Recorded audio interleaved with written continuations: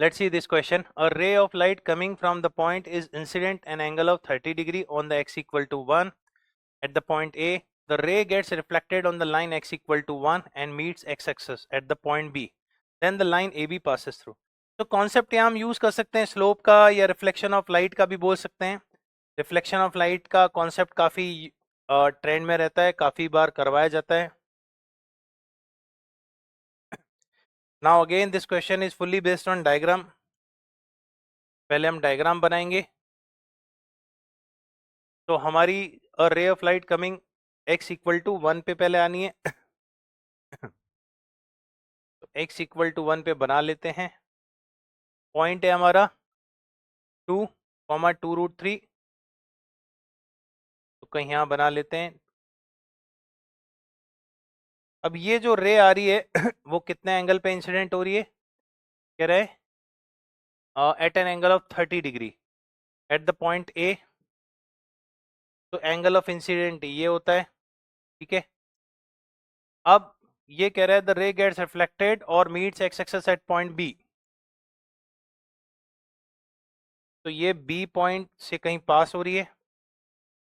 तो बेसिकली हमें क्या निकालना है? ए और बी है, then the line A B passes through. तो ए और बी की इक्वेशन निकालनी है. आइए देखते हैं. तो नाउ ये पॉइंट हमें दे रखा है और ये एंगल कितना हो जाएगा? 60 डिग्री.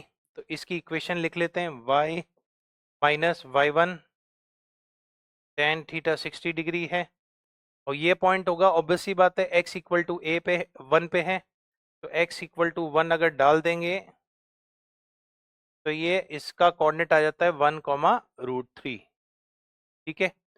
अब b पॉइंट निकालना है तो इस लाइन की इक्वेशन बना लेते हैं. अब ये एंगल कितना हुआ? ये 60 हुआ. ये कितना हुआ? 60 हुआ. ये कितना हुआ? 120 हुआ.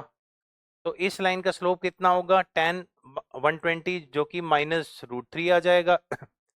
तो equation of A B by -√3 -√3